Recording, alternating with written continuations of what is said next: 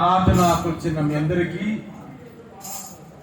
మన ప్రభువును రక్షకుడైన యేసుక్రీస్తు నామమున శుభములు పలుకుతున్నాం. Once again, we invite you all, we greet you all in the matchless name of our Lord and Savior Jesus Christ. దేవుని యొక్క ప్రణాళిక బట్టి, దేవుని ఉద్దేశం బట్టి, because of the divine plan of God, eternal plan of God. దేవుడు తన ఉద్దేశమును బట్టి, ఆయన ప్రణాళికను బట్టి, ఆయన యొక్క చిత్తమును బట్టి మరొకసారి ఈ గుడ్ ఫ్రైడే ఆరాధనలో మనం పాలు పంపులు పొందుకునే కృపను దేవుడు మనకి ఇచ్చారు. ఎందుకంటే దేవుని సన్నిధి చాలా గొప్పది. మన దైనందిన జీవితంలో అనేకమైన మేలులతో, అనేకమైన ఆశీర్వాదములతో మనల్ని నింపి నడిపించే దేవుడు. మన దైనందిన జీవితం అనేకమైన అద్భుతమైన day by day God is doing so many wonders and miracles in our personal life, in our family life, in our church, in our congregation, in our village, in our town, in our state, in our country, everywhere in the world. దేవుడు మన దైనందిన జీవితంలో అనేకమైన మేలులతో, అనేకమైన ఆశీర్వాదాలతో మనం నింపే దేవుడు. ఎందుకంటే దేవుని సన్నిధి మనం గ్రహించగలిగితే అనేకమైన అద్భుతమైన కార్యాలు చేస్తున్నాను. ఇది నాకు చూసినప్పుడు ఈ రోజు ఏప్రిల్ 18th. జనరల్గా ఏప్రిల్ 18 అనేటప్పుడు వాతావరణం బాగా ఎండుగా ఉండాలి. కానీ దేవుడు మంచి చల్లటి ఉదయం నుండి మ్యాగ్లో ఉంది. ఇప్పుడు కూడా పెద్దగా ఎండ లేదు. మామూలుగా అయితే చాలా భయంకరమైన ఎండ ఉండాలి. మన దైనందిన జీవితంలో మనం గ్రహించగలిగితే అనేకమైన అద్భుతమైన కార్యాలు చేస్తున్నారు. Day by day, by the days, the weeks, the months, the years are going on. The God is doing so many wonders and miracles in our life. మన దైనందిన జీవితంలో అనేకమైన మేలులతో, అనేకమైన ఆశీర్వాదాలతో, కుమారులు చెప్పి అనేకమైన అద్భుతమైన కార్యం. The miracle of God will take place in our life. అనేకమైన అద్భుతమైన కార్యాలు దేవుడు మన పక్షముగా, మన ప్రజల పక్షముగా, మన పట్టణంలో, మన దేశంలో, ఇశ్రాయేల్ జనాంగంలో, ఇశ్రాయేల్ దేశంలో, అనేకమైన ప్రపంచంలో క్రైస్తవ దేశాల్లో తన అద్భుతమైన కార్యాలు చేస్తున్నాడు. This is a specific day for the Christian people in the world. Not only for the Christian people, everywhere in the world. Every nation, every city, every village used to celebrate the Good Friday. జనరల్గా మనకి 52 శుక్రవారాలు ఉన్నాయి సంవత్సరానికి. కానీ 52 శుక్రవారాలు ఒకే ఒక శుక్రవారం ఏమంటారంటే గుడ్ ఫ్రైడే అంట. అనగా మంచి శుక్రవారం. ఎందుకొరకు మంచి శుక్రవారం అయిందంటే ఈ దినాన దేవుడు రక్షకుడు, విమోచకుడు, ఆ పరలోక రాజ్యములు ఎల్లప్పుడూ కూడా దేవర దూతల గణముల చేత సైన్యములకు యెహోవా పరిశుద్ధుడని మానక స్తుతింపబడుతున్న మన రక్షకుడు, విమోచకుడైన దేవుడు ఒక మానవునిగా ఈ లోకంలో జన్మించాడు. ఆయన అనేకమైన అద్భుతమైన కార్యాలు చేశాడు, అనేకమైన ఆధ్యాత్మిక విషయాలు బోధించాడు. ఆయన శావంతముకు వచ్చేటప్పటికి మానవుల కొరకు ఆయన రక్తము కాచాడు. Jesus was crucified on the cross. He shed the last drop of blood in the body. ఆయన శరీరంలో ఉన్న ఆఖరి రక్తపు బొట్టి వరకు మానవుని యొక్క రక్షణ, విమోచన కొరకు చిందించిన వాడు మన రక్షణ, విమోచకుడు యేసు ప్రభువు. సో దేవునికి వాక్యాలకు వెళ్దాం. Those are the Bibles. We turn to the book of Isaiah chapter 63. కొంచెం వాళ్ళు పెట్టాలి, ట్రిపుల్ బేస్ కొంచెం పెట్టాలి. Isaiah chapter 63 verses 1. యెషయా గ్రంథము 63వ అధ్యాయము 1వ వచనం. ఒకసారి చూడండి. జనరల్గా ప్రభు యొక్క శిలువ గురించి, ప్రభు యొక్క పుట్టి గురించి పాత గ్రంథాల్లో అనేకమైన ప్రవచనాలు మనకు కనిపిస్తాయి. There are 68 prophecies in the Old Testament days for the crucifixion, for the ministry of Lord Jesus Christ. యేసు ప్రభు యొక్క పుట్టిక గురించి, ఆయన చేసిన అద్భుతమైన కార్యాల గురించి, ఆయన చేసిన మహత్ కార్యాల గురించి, ఆయన శిలువ యాగము గురించి, బైబిల్ ఆయన యొక్క పునరుద్ధానము గురించి బైబిల్ గ్రంథంలో 68 ప్రవచనాలు, 68 prophecies in the Old Testament days. ఆ ప్రవచనాల నెరవేర్పుగా యేసు ప్రభు లోకానికి వచ్చినటువంటి దర్శనం. అందుకని మాట చేస్తున్నప్పుడు యెషయా ప్రవక్త బైబిల్ గ్రంథంలో యెషయా చాలా దేవుని అభిషేకము కలిగిన వాడు, దేవుని యొక్క కృపావరములు కలిగిన వాడు, దేవుని దర్శనము కలిగిన కలిగిన వాడు. ఒక మాట చెప్పాలంటే is the great profit, the profits of nations. అనగా ప్రపంచ చరిత్రలో ఒక గొప్ప ప్రవక్తగా యెషయా ప్రవక్త ఉన్నారు. ఆ యెషయా ప్రవక్త దేవుని యొక్క అభిషేకముతో, దేవుని యొక్క దర్శనముతో యెషయా గ్రంథము 63 రాస్తున్నాడు కదా. రక్తవర్ణ వస్త్రములు ధరించుకొని ఏదోములో నుండి వచ్చిన ఇతడెవరు? ఒక్కసారి రెడీ చల్పై హల్లు ఇచ్చేద్దామా? చాలా ఏదో కనిపించట్లేదు. ఒకసారి హల్లు ఇచ్చేద్దాం.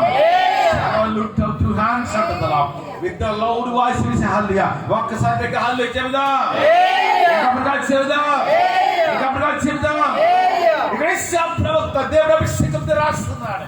ఒక ప్రశ్న వేస్తున్నాడు మానవ జాతికి. ఏమంటాడంటే రక్తవర్ణ వస్త్రములు ధరించుకొని ఎదోములో నుండి వచ్చుచున్న ఇతడు ఎవడు? ఒకసారి చూడండి, ఈ ప్రపంచ చరిత్రలోనే కాదు, ఈ యొక్క ముల్లోకములో ప్రపంచంలో సర్వశిస్సులో కూడా అందరికంటే సౌందర్యము కలిగిన వాడు మన రక్షకుడు విమోచకుడు యేసు ప్రభువు. యేసు ప్రభు కంటే సౌందర్యము కలిగిన వాడు గాని, ఆయన కంటే మహిమ కలిగిన వాడు గాని, ఆయన కంటే మహత్సము కలిగిన దేవుడు గాని, మానవుడు గాని సర్వశిస్సులు ఎవరు లేరు. ఒకసారి ఒకసారి చాపడు దేవుని నామమున పడతాం. ఒక్కసారి హల్లు చెబుదామా? చెబుదాం. ఇక్కడ కీర్తనకారుడు యెషయా ప్రవక్త మానవ జాతిని ఒక ప్రశ్న వేస్తున్నాడు.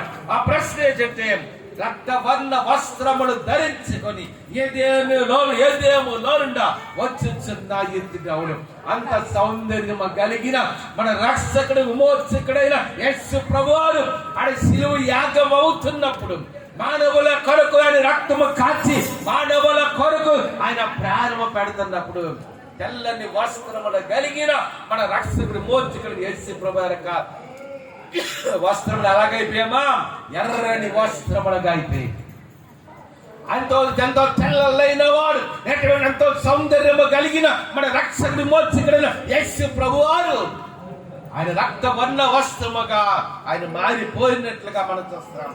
అందుకనే యెషయా గ్రంథంలో 53 అంటాడు కదా, నిశ్చయముగా అతడు మన రోగములను భరించెను, మన వ్యసనములను వహించెను, అతడు పొందిన దెబ్బల చేత మానవునికి స్వస్థత. యేసు ప్రభు కాచిన రక్తము ద్వారా అతి పరిశుద్ధమైన నిష్కలంకమైన రక్తము యేసు రక్తం. యేసు రక్తము ద్వారా మానవునికి పాప క్షమాపణ, యేసు రక్తము ద్వారా మానవునికి విమోచన.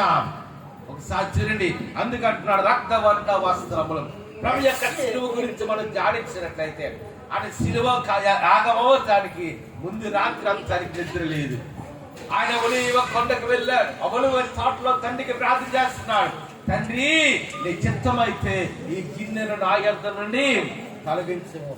ఎందుకంటే ఏ దేశంలో, ఏ ఇశ్రాయేలు దేశంలో అయితే యేసు ప్రభువు వారు గౌరవించబడ్డారు, ఏ ఇశ్రాయేలు దేశంలోనైతే పుట్టిగుడ్డి వాళ్ళు కదిలించారు, ఏ ఇశ్రాయేలు దేశంలో అయితే చనిపోయిన 4 దినాలు లాజరును బ్రతికించాడు, ఏ ఇశ్రాయేలు దేశంలో అయితే ఆయన అనేకమైన అద్భుతమైన కార్యాలు చేశారు, అదే ఇశ్రాయేలు దేశంలో, అదే యెరూషలేము పట్టణంలో ఆయన శిలువ యాగము అవ్వాలి. ఎందుకంటే యేసయ్య గారి శిలువ యాగం అవ్వకపోతే, ఆయన మానవుల కొరకు రక్తము కార్చకపోతే మానవునికి విమోచన లేదు, మానవునికి స్వర్గ రాజ్య ప్రవేశము లేదు.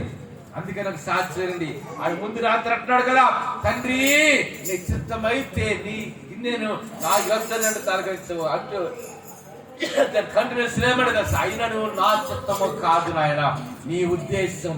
ఎందుకంటే మన జీవితాల్లో దేవుని ఉద్దేశం నెరవేర్చబడాలి, మన జీవితంలో దేవుని చిత్తము నెరవేర్చబడాలి. The will of the eternal plan of God have to fulfill in our life. మన జీవితంలో దేవుని యొక్క చిత్తము, దేవుని యొక్క ఉద్దేశము, దేవుని యొక్క ప్రణాళిక మన జీవితం నెరవేర్చబడాలి.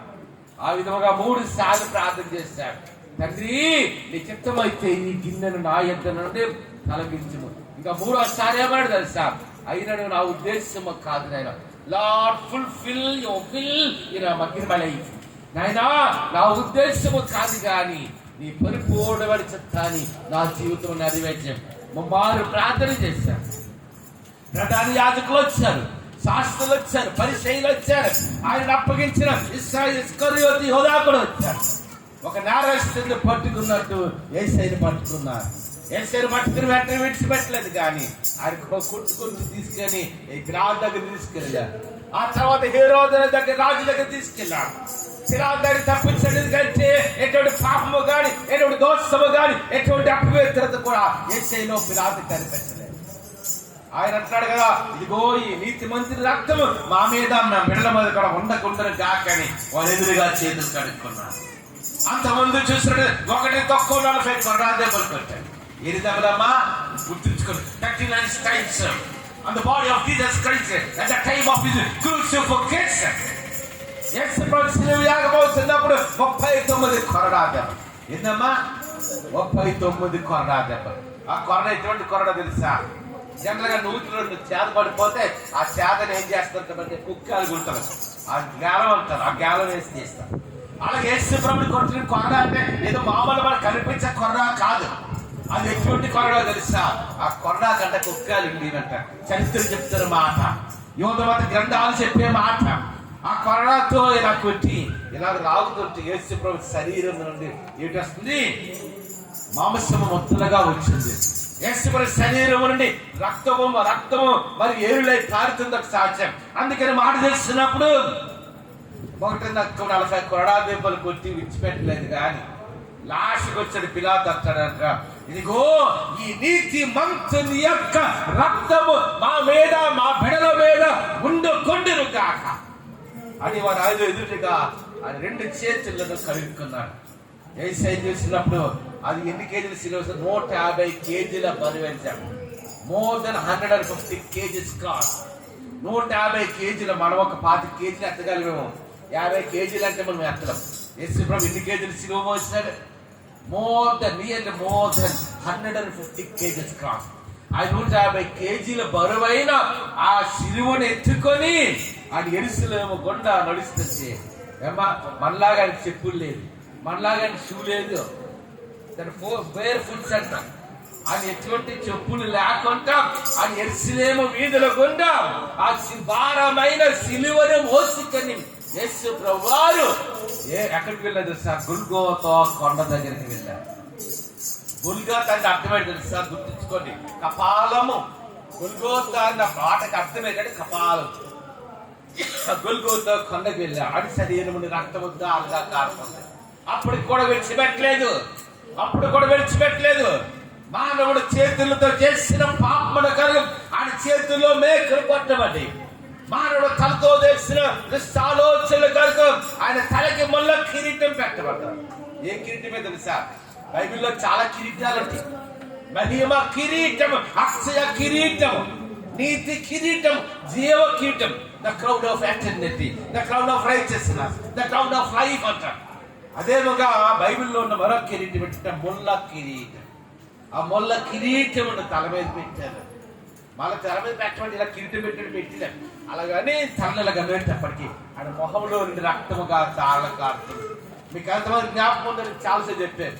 There are more than 7,000 wounds of the body of Jesus Christ at the time of his crucifixion.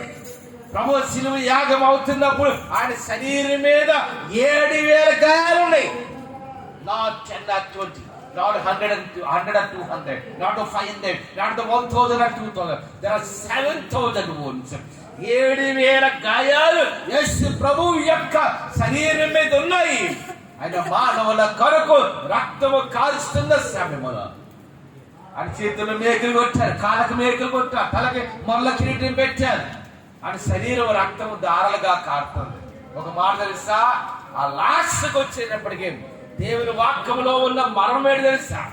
యేసు ప్రభు చేతుల్లో మేకలు కొట్టినప్పుడు కూడా ఆయన వస్త్రాలు ఉన్నాయేంటి? ఆయన నిలువ టంగి ధరించుకునేవారు. అప్పుడు వస్త్రం ఉంది, నిలువ టంగి యేసు ప్రభు యొక్క శరీరం మీద ఉంది.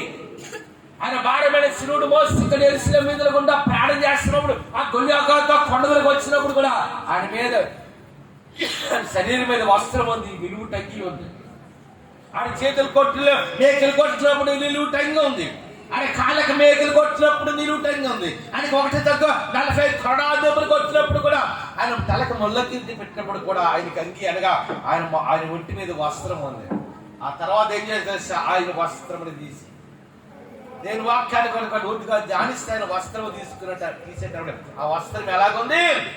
ఎర్రని వస్త్రముగా, తెల్లనైన ఉన్నిని పోలిన తెల్లని వస్త్రము కలిగిన మన రక్షకుడు విమోచకుడు యేసు ప్రభువారు ఆయన సిలువ యాగం అవుతున్న కాలంలో ఆ సమయంలో ఆయన శరీరంలో ఎలాగైపోయిందమ్మా? ఆయన వస్త్రము ఎర్రని వస్త్రముగా, రక్తముతో తడిచిన వస్త్రం అయిపోయింది. ఆ రెవల్యూషన్, ఆ మరణం అనేది యెషయా ప్రవక్తకు తెలుసు కాబట్టి ఇక్కడ యెషయా ప్రవక్త అంటున్నాడు కదా, ఏమని ప్రవచిస్తున్నాడు తెలుసా? రక్తవర్ణ వస్త్రము ధరించుకొని ఏ దేవులో వచ్చుచున్న ఇతడు ఎవరు? ఎవరో తెలుసా? మన రక్షకుడు విమోచకుడు యేసు ప్రభువా. భారతదేశ గ్రంథాలలో ఉన్నట్టుగా సర్వ పాప పరిహారార్థే రక్త ప్రోక్షణం ఆవశ్యకం. తద రక్తము పరమాత్మైన పుణ్యదాన బలియాగం. మానవ పాపమును పరిహరించగలిగినది కేవలం యేసు రక్తము మాత్రమే. నిష్కలంకమైన రక్తం, అతి పరిశుద్ధమైన రక్తం, అతి పవిత్రమైన మన రక్షకుడు యేసు ప్రభువారి రక్తము మాత్రమే. Only the blood of Jesus Christ will crush the human sins. మానవ పాపమును పరిహరించగలిగినది యేసు రక్తం. ఆ శ్లోకం అర్థం అదే. ఒక మానవుడు ఇంకొక మానవుని రక్షించలేదు. మానవ పాపము పరిహరించబడాలి అంటే మానవులో 2 రకాల పాపాలు ఉంటాయి. ఒకటి జన్మ పాపము, రెండవదిగా కర్మ పాపం. ఈ జన్మలో ఉన్న పాపాన్ని, ఈ కర్మలో ఉన్న పాపాన్ని యేసు ప్రభువారు పరిహరించడానికి ఆయన 2000 సంవత్సరాల క్రితం దేవుడే మానవునిగా ఈ లోకములో జన్మించాడు. మానవుల కడుకు రక్తము కాచాడు, మానవుల కడుకు ఆయన ప్రాణము పెట్టడం సాధ్యండి. అందుకని రక్తవర్ణ వస్త్రములు ధరించుకొని ఏ దేవుల్లో నుండి వచ్చే చిన్న ఇతడు ఎవరో తెలుసా? మన రక్షకుడు విమోచకుడైన యేసు ప్రభువా. మానవ పాపమును పరిహరించగలిగినది అతి పరిశుద్ధమైన, నిష్కలంకమైన, అతి పవిత్రమైన యేసు రక్తము మాత్రమే మానవ పాపను పరిహరించక.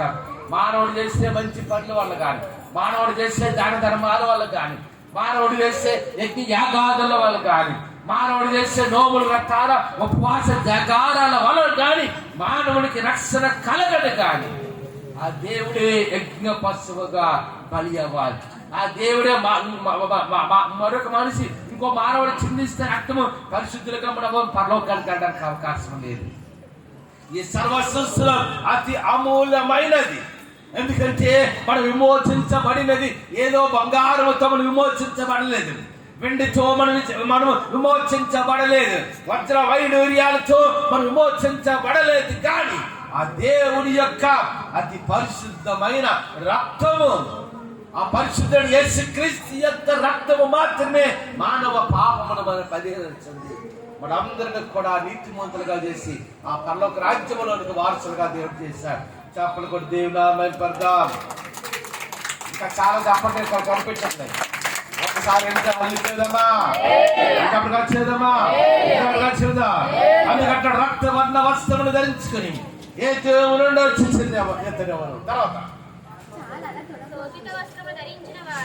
శోభిత వస్త్రములు ధరించిన వాడు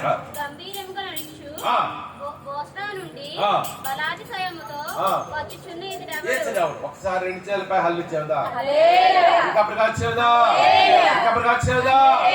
రక్తవర్ణ మానవులకు రక్షణ కొరకు, మానవ విమోచన కొరకు అని రక్తము కాచాడు. The death couldn't hold the life of Jesus Christ. Death is not at all end of our life. అనగా ప్రభు యొక్క జీవితము సిలువ యాగము ద్వారా అంతమవ్వలేదు. గుర్తుంచుకోండి. The death is not at all the ending life of Jesus Christ. యేసు ప్రభు యొక్క సిలువ యాగము ద్వారా మానవ పాపమును పరిహరించబడాలి. యేసు ప్రభు సిలువ యాగముతో ఆయన మరణముతో ఆయన జీవితం అంతమవ్వలేదు. That is not at all the ending life of Jesus Christ. ప్రభు జీవితం అనేది మరణము ద్వారా అంతమవ్వలేదు. కానీ ఆయన మానవుల కొరకు రక్తము కార్చాడు, మానవుల కొరకు ప్రాణము పెట్టాడు. లాస్ట్కి వచ్చాడు ఏం జరిగింది తెలుసా? ఆయన పక్కలో బెల్లపు పోటు పొడిచినప్పుడు ఆయన యొక్క పక్కలో నుండి రక్తముని నీరును car. Water and blood came from the belly of Lord Jesus Christ at the time of his crucifixion. ప్రభు శిలువ యాగం అవుతున్నప్పుడు మానవుల కొరకు రక్తము కాల్చినప్పుడు ఆఖరిగా ఆయన గాయపడి తెలుసా, దాన్ని పంచ గాయాలు అంటారు. ఆఖరి గాయం మన పక్కన బల్లెపు పోటీ పొడిచినప్పుడు ఆడ పక్కలో ఏటొచ్చిందంట, రక్తమును నీళ్లును. అందుకంటాడు సాక్షి. కాబట్టి యేసు ప్రభువు యొక్క జీవితము ఈ ప్రపంచంలో ఏ దేశానికి మనం వెళ్ళినా, ఏ పట్టణానికి వెళ్ళినా, ఏ జనాంగము ముందు మనం నిలబడినా సరే ధైర్యముగా క్రైస్తవులకు చెప్పగలరు. ఎటు తెలుసా, యేసు ప్రభు యొక్క జీవితము మరణముతో అంత లేదు. That is not the ending life of Jesus Christ. యేసు ప్రభు యొక్క జీవితం మరణము ద్వారా అంతమవ్వలేదు, కానీ ఆయన మరణాన్ని జయించాడు. ఒక మాట మీరు గుర్తుంచుకోండి, మృత్యుంజయుడన్న మాట కేవలం దేవునికే వర్తిస్తాడు. జీవము కలిగిన వాడన్న మాట దేవునికి యేసయ్యకే వర్తిస్తాడు. పరిశుద్ధుడన్న మాట కేవలం యేసయ్యకే వర్తిస్తాడు. గుర్తుంచుకోండి. ఒకసారి చప్పలు కొట్టి దేవుని నామాన్ని పడతాం.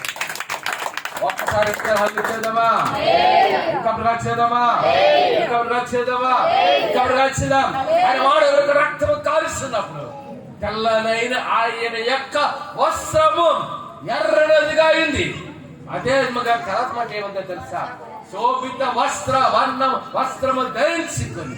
వస్త్రం రావాలంటే మానవులకు రక్తము కాల్చినప్పుడు, మానవుల కొరకు ప్రాణము పెట్టినప్పుడు ఆయన శరీరము దున్నబడ్డాది, ఆయన శరీరం రక్తము దారులుగా కారింది. అదే యేసు ప్రభువారు. అందుకే పౌలు అంటాడు కదా, ప్రతి కొరింథీ రాసిన మొదటి పత్రిక 15 ఓ మరణమా నీ ముళ్ళు ఎక్కడ, ఓ మరణమా నీ విజయం ఎక్కడ. మరణపు ముళ్ళు పాపం అంటున్నాడు సాక్షాత్. ఓ మరణమా నీ ముళ్ళు ఎక్కడ, ఓ మరణమా నీ విజయం ఎక్కడ అని. యేసు ప్రభు యొక్క జీవితం మరణముతో అంతమవ్వలేదు. యేసు ప్రభు మానవుల కొరకు రక్తము కాల్చాడు, ఆయన ప్రాణము పెట్టాడు, ఆయన సమాధి చేయబడ్డాడు. Jesus was crucified on the cross. He was buried and third day he was risen from the dead. He was conquered the devil. He was conquered the death. మరణపు ముళ్ళను విడిచిన వాడు మన రక్షకుడు విమోచకుడైన యేసు ప్రభువారు. మరణము మీద ఆధిపత్యం కలిగిన వాడు, మరణాన్ని జయించిన వాడు. నా గొంతులో ఒకసారి చేయి చూపించండి. దేవుడు అవకాశం ఇస్తే అమ్మ నా చేయి చూపించ, నా గొంతు ఎవరికి వినబడుతుంది, చేయి చూపించండి. ఈ దినానికి కూడా మన ఎరుసలేము పట్టణానికి ఇప్పుడు ఈ దినం వెళ్తే ఇజ్రాయెల్ దేశం యేసు ప్రభు సమాధి ఎలాగుంది, ఎలాగుందమ్మా, ఓపెన్ గ్రేవ్. యేసు ప్రభు సమాధి ఈ దినం కానీ వెళ్తే ఇజ్రాయెల్ దేశం ఎరుసలేము పట్టణానికి వెళ్తే ఈ దినం ఎలాగుంది తెలుసా, the grave of Lord Jesus Christ has been open. యేసు ప్రభు సమాధి అది తెరిచి ఉంచబడ్డది. ఒక మాట తెలుసా, జనరల్ గా దేవుని సేవకులు అనేక మంది బర్యాల్స్మెంట్ చేస్తాం, నెలకు 2-3 బర్యాల్స్మెంట్ చేస్తాం. ఒకసారి జనరల్ గా మాట తెలుసా, చట్ట ప్రకారము ఒక సమాధిని గవర్నమెంట్ అనుమతి లేకుండా ఓపెన్ చేయడానికి లేదు. అతను చెప్పిన మాట, ఒక సమాధిని ఓపెన్ చేయాలంటే కంపల్సరీ మనం పర్మిషన్ తీసుకుని ఓపెన్ చేయాలి. అంతనే కాదు, అంటే ప్రపంచంలోని సమాధులను ఎలాగున్నాయమ్మా, అన్ని సమాధులు కూడా మూసి ఉన్నాయి. సమాధులు ఏ సమాధి కూడా తెరిచి ఉంచలేదు. ఒకే ఒక సమాధి, only the grave of Lord Jesus Christ has been open. కేవలం యేసుక్రీస్తు సమాధి మాత్రమే. అది ఏ సమాధి తెలుసా, తెరిచి ఉంచిన సమాధి మన రక్షకుడు విమోచకుడైన యేసుక్రీస్తు యొక్క సమాధి. ఈ లోకంలో అన్ని సమాధులు మూసి ఉంచబడ్డాయి, కానీ ఒకే ఒక సమాధి, only one grave has been open. ఒకే ఒక సమాధి, అది తెరిచి ఉంచిన సమాధి. అది ఎవరి సమాధి తెలుసా, మన రక్షకుడు విమోచకుడైన యేసు ప్రభువు యొక్క సమాధి. మరణం అనేది జీవితానికి అంతము కాదు. That is not the ending life of Jesus Christ. ఎందుకంటే యేసు ప్రభు జీవితం మరణం అంతమైతే ఈ దినాన మనం యేసుని నమ్ముకోవలసిన అవసరం ఎంత మాత్రము కూడా. యేసు ప్రభు సమాధి అది తెరిచి ఉంచిన సమాధి. ఆ రివల్యూషన్, ఆ ప్రత్యక్షత, ఆ మర్మం అనేది పౌలుకు తెలుసు. కాబట్టి ఇక్కడ పౌలు కొరింథీ రాసిన మొదటి పత్రిక 15 అంటాడు కదా, ఓ మరణమా ఇల్లు ఎక్కడ, ఓ మరణమా నీ విజయం ఎక్కడ? మరణముతో ఒక సవాల్ చేస్తున్నాడు ఒకసారి పౌలు భక్తుడు. ఎందుకంటే పాత కాలం అంతున్న భక్తులందరూ కూడా వారు మరణ గర్భములో ఉన్నారు. కాలంలో ఉన్న భక్తులందరూ కూడా మైక్స్ మధ్యలో విజయం చేయకుండా ఏమనుకోకండి. చూడండి ఒకసారి చూడండి. కాబట్టి ఈ ప్రపంచంలో చూసినప్పుడు ఒకే ఒక సమాధి, అది తెరిచి విడిచిన సమాధి, మన రక్షకుడు విమోచకుడైన యేసుక్రీస్తు యొక్క సమాధి. ఆయన సమాధి తెరిచి ఉంచబడ్డాడు. ఎందుకంటే మానవుల కొరకు రక్తము సాక్షులు మాత్రమే కాదు, ఆయన మానవుల కొరకు ప్రాణం పెట్టి మాత్రమే కాదు, ఆయన సమాధిని గెలిచి మూడో దినాన ఆయన తిరిగి లేచాడు. ఒక మాట గుర్తుంచుకోండి, ప్రపంచంలో యేసు ప్రభు యొక్క పుట్టిక మానవ జీవితానికి సంతోషం ఇస్తే, యేసు ప్రభు యొక్క శిలువ యాగము మానవునికి పాప క్షమాపణ ఇచ్చింది. యేసు ప్రభు యొక్క శిలువ యాగము మానవునికి పాప క్షమాపణ ఇచ్చింది. ఒకసారి యేసు ప్రభు యొక్క శిలువ యాగము మానవునికి పాప క్షమాపణ ఇచ్చి మానవ పాపము పరిహరించబడడానికి మానవుడు ఆ పరలోక రాజ్యానికి వెళ్ళడానికి అవకాశం వచ్చింది. పాత కాలంలో ఉన్న భక్తులందరూ కూడా మరి సమాధిలో ఉన్నారు. ఎప్పుడైతే యేసు ప్రభువారు ఆయన మానవులకు రక్తము కాల్చి ప్రాణం పెట్టారు. ఒక మాట గుర్తు, పరదేశం అనేది అప్పటి వరకు ఓపెన్ చేయబడలే. పరదేశం అనేది మూడో ఆకాశంలో ఉంది. యేసు ప్రభు ఎప్పుడైతే ఆయన మానవులకు రక్తము కాల్చాడో ఈ పరిశుద్ధులందరినీ, పాత భక్తులందరినీ తీసుకుని ఎక్కడికి వెళ్ళాడు? ఆయన పరలోకానికి, పరదేశం అందరి పక్కనే the Paradise of God is open. ఆ దినాన పరదేశం అనేది ఆ దినాన ఓపెన్ చేయబడ్డాడు. ఏ దినం అంటే యేసు ప్రభు మానవుల కొరకు రక్తము కాచి ప్రాణం పెట్టిన దినం ఒక సాధనం. అదే రెవల్యూషన్, ఆ ప్రత్యక్షత ఇక్కడ యేసు ప్రవక్తకు ఉంది. కాబట్టి ఇక్కడ ఏమని రాస్తారంటే, రక్త వర్ణ వస్త్రములు ధరించుకొని ఏ దినములో నుండి వచ్చుచున్నా ఇక్కడి ఎవరు, అది ఎవరంటే మన రక్షకుడు విమోచకుడు యేసు ప్రభు. ఈ దినాన్న ఏదో కొన్ని వేల మంది కాదు, వందల మంది కాదు, లక్షల మంది, కోట్ల మంది కాదు అనుకుంటారు. ఈ దినాన్న అంచుమించు 350-400 కోట్ల మంది of people of the world. ప్రపంచ జనాభా 850 కోట్ల మంది అయితే అందులో సగం మంది కంటే ఎక్కువ మంది ఈ దినాన గుడ్ ఫ్రైడే ఆరాధనలో పాల్గొంటున్న everywhere in the world, not only in our city, not only in the village, not only in our country, everywhere, even the Israel, the country of Israel, even in the America, even Germany, even Australia, everywhere in the world. ఈ ప్రపంచంలో ఉన్న ప్రతి దేశంలో, ప్రతి పట్టణంలో, ప్రతి గ్రామంలో కూడా యేసయ్యని దేవునిగా రక్షకునిగా కలిగిన ప్రజలు ఇతనాలు భూమి మీద వెంబడించి ఆయన వెంబడిస్తున్నట్టుగా మనం చూసుకుంటాం. అదే మాట అంటాడు కదా, ఎందుకంటే ఇతనాలు యేసయ్య శిలువ యాగమైన దినం, మనకు రక్తము కాచిన దినం, మన కొరకు ప్రాణం పెట్టిన దినం. ఆయన సమాధి చేయబడ్డాడు. ఆయన మూడవ దినాన ఆయన తిరిగి లేచినట్టుగా మనం చూస్తున్నాం. తల వంచుకొని ప్రార్థన చేసుకుంటాం. అమ్మా ఒక్కసారి చెప్పిన మాట అర్థమైందమ్మా? ఒకసారి తల వంచుకొని ప్రార్థన చేసుకుందాం. ప్రార్థన చేసుకుందాం. ప్రార్థన చేసుకుందాం. ప్రార్థన చేసుకుందాం. పరిశుద్ధ రాజ్యం దేవాన్ని కొందరు ఆదరిస్తున్నాం. గుడ్ ఫ్రైడే ఇంత ఘనంగా తెలిసి అందరూ 2 చేతుల పైకి పంపించేద్దాం. 2 చేతుల పైకి పంపించేద్దాం. అవునైనా తండ్రి, నేనా అవునైనా తండ్రి, రక్తవర్ణ వస్త్రములు ధరించండి. ఏ దేవుని నుండి వచ్చి చిన్న ఇతడు ఎవరంటే అవునైనా తండ్రి, నీ తెల్లరైన నీవు తండ్రి, తెల్లని వస్త్రం కలిగిన నీవు తండ్రి. మానవుల కొరకు రక్తము కాలుస్తున్నప్పుడు, మానవుల కొరకు ప్రాణం పెడుతున్నప్పుడు ఎర్రలు వాడికయ్యాడు. నేను మానవుడు చేతులు చేసిన పాపల కొరకు నీ చేతుల్లో నీకులు, మానవుడు కాళ్ళతో చేసిన పాపల కొరకు నీ కాళ్ళకి నీకులు, మానవుడు తనతో చేసిన దుష్ట ఆలోచన నీ తలకి మళ్ళీ తండ్రి. ధనాన్ని పక్కలో బల్లో పడుతారు. ఒకటి దగ్గర 40 దెబ్బచ్చున్నావు. మానవులకు రక్తము కాల్చి ప్రాణం పెట్టాం తండ్రి. నీకు వదనాలు తెలిసినాం. ఇద్దరు ఆరాధన ప్రపంచంలో ఏ దేశాల్లో జరుగుతాం, ఏ ప్రాంతం జరుగుతాం, ప్రతి ఒక్కరు కూడా దీవించినాను. దినాల్లో నీ ప్రజల పక్షం గొప్ప కార్యం చేస్తున్నావు. నీ ప్రజలు దర్శిస్తున్నావు తండ్రి. నీ వదనాలు చేస్తున్న కూడిన ప్రతి ఒక్కరు కూడా నేను పేరు పెట్టి దీవించినాను తండ్రి. ప్రత్యేకంగా ఈ గుడ్ ఫ్రైడే ఆరాధన ఈ మెసేజ్ తండ్రి యూట్యూబ్లో, ఫేస్బుక్లో ఎంతమంది అయితే పెట్టారు వారందరూ కూడా దీవించమని ప్రార్థన చేస్తాం. వారందరూ బలపరచమని ప్రార్థన చేస్తాం. నా కూడిన ప్రతి ఒక్కరు యూట్యూబ్లో, ఫేస్బుక్లో ఈ వర్తమానం ప్రతి ఒక్కరు కూడా దీవించి వారందరికీ గుడ్ ఫ్రైడే ఆశీర్వాదం దీవించి నీకు నడిపించమని మరొకసారి సన్నిధి కొరకు వదనాలు చేస్తాం. ఏసు నామ పన్నెండుకి వచ్చినావు తండ్రి. ఆమె ఏ శక్తినే ఇచ్చాను, సురక్తమే ఇచ్చాను. ఏసు సంపూర్ణ కాక ఆమె. కూర్చుందాం, ఒక పాట మనం పాడుకుంటే కార్యక్రమం.